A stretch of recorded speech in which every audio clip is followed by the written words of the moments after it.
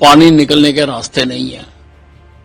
अंधाधुंध वहां पे कंस्ट्रक्शन हुई है।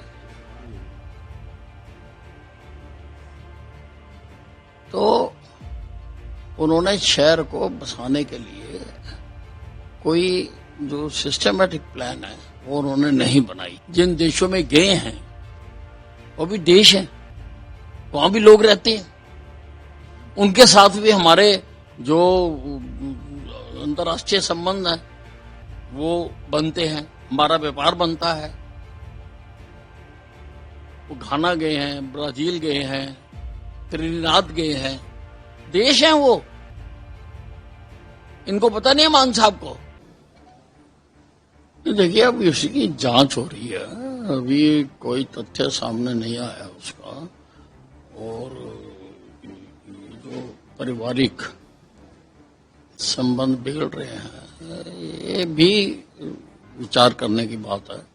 तो अभी जब तक जांच नहीं होती तब तक उसका कुछ नहीं कह सकता।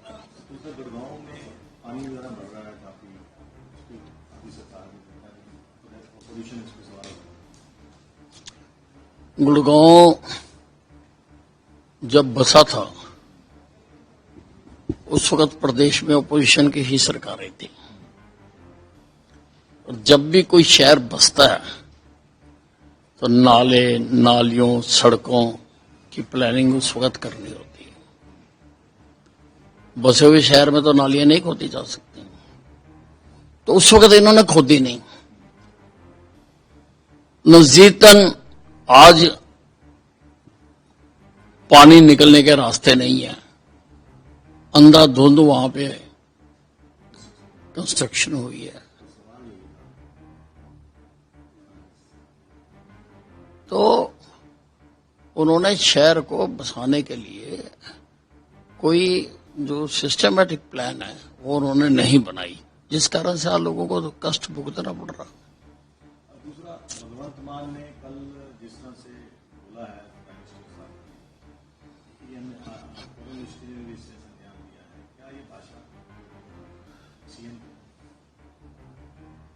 कड़ा मान दसिया। भगवंत मान देखिए, भगवंत मान जी को किसी मनोचिकित्सक से सलाह लेनी चाहिए, क्योंकि इस प्रकार की भाषा आज तक किसी ने भी प्रधानमंत्री जी के बारे में नहीं बोली है। और प्रधानमंत्री जी जिन देशों में गए हैं वो भी देश हैं, वहां भी लोग रहते हैं, उनके साथ भी हमारे जो अंतर्राष्ट्रीय संबंध है वो बनते हैं, हमारा व्यापार बनता है। वो घाना गए हैं, ब्राजील गए हैं, त्रिनिदाद गए हैं, देश हैं वो। इनको पता नहीं है मान साहब को। और सभी देशों के साथ हिंदुस्तान के मधुर संबंध हों, प्रधानमंत्री जी लगातार इसके लिए प्रयास कर रहे हैं। जो हमारी विदेश नीति है आज चरम पर है। आज विश्व में सब जगह पर आज भारत का नाम आदर मान और सम्मान के लिया जाता है, वो केवल इसीलिए कि नरेंद्र मोदी जी जो विदेशी देश हैं उनके साथ अपने संबंध मधुर कर रहे हैं।